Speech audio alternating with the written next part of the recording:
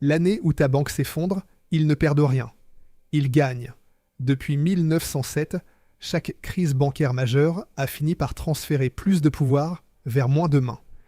Et le schéma est si parfait qu'il ne peut plus être un accident. 1907. Une panique balaie New York. Les déposants courent retirer leur argent, le système entier vacille. Et puis un homme arrête tout. JP Morgan, seul, dans son bureau, décide qui survit et qui meurt. Le pays vient de comprendre quelque chose de terrifiant. Un seul individu tient l'économie. Mais voilà ce que personne ne te raconte. 6 ans plus tard, en 1913, cette peur sert d'argument pour créer la Réserve fédérale. Officiellement, pour empêcher ça de se reproduire. En réalité, pour confier le pouvoir monétaire à un cartel privé de banquiers. La crise a servi de justification, la centralisation a suivi. Et c'est là que tu commences à voir le motif.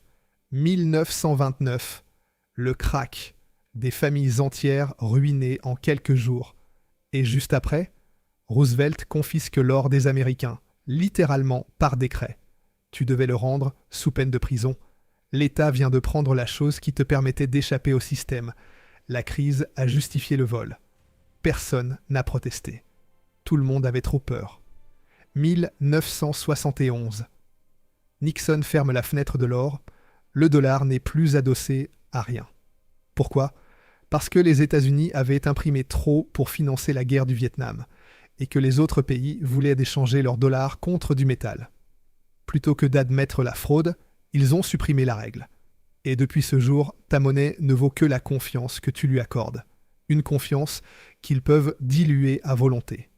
Tu te dis peut-être que je dramatise, que ces décisions étaient nécessaires, prises dans l'urgence par des gens dépassés. Sauf que regarde 2008. Les banques jouent avec des produits financiers qu'elles savent toxiques. Le système explose. Et là, retiens bien la suite. Les responsables ne sont pas punis. Ils sont sauvés. Avec ton argent, 700 milliards de dollars de renflouement. Et la conclusion officielle ? Certaines banques sont trop grosses pour qu'on les laisse tomber. Donc, on les laisse grossir encore. Aujourd'hui, les 4 plus grandes banques américaines contrôlent plus d'actifs qu'avant la crise. La crise a servi à les rendre plus puissantes. Et c'est ici que la vérité change de forme. Tu pensais que ces crises étaient subies, des erreurs, des excès, des moments de chaos. Elles ne le sont pas. Elles sont le mécanisme. Un système monétaire fondé sur la dette ne peut pas durer sans crise périodique. Et chaque crise est la seule fenêtre politique où tu acceptes ce que tu refuserais en temps normal.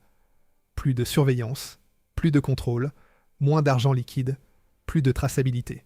Tu ne céderais jamais ces choses un mardi ordinaire. Mais quand ton compte est gelé, quand ta banque vacille, quand on te dit c'est ça ou l'effondrement, tu signes. Tout le monde signe. 2020, la pandémie.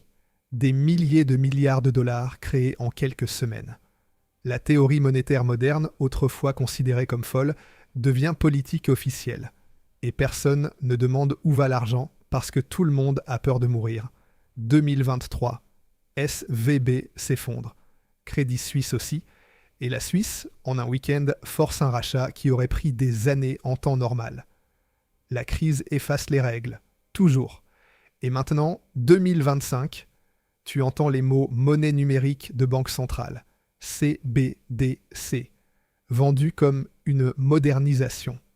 En réalité, c'est l'aboutissement de 118 ans de méthode, une monnaie que tu ne contrôles plus, que l'État peut tracer, geler, programmer, faire expirer.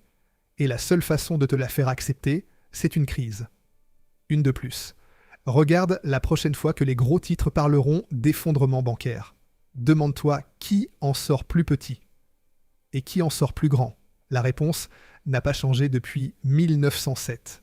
Chaque crise leur a donné un peu plus de toi. Il ne reste presque plus rien à prendre.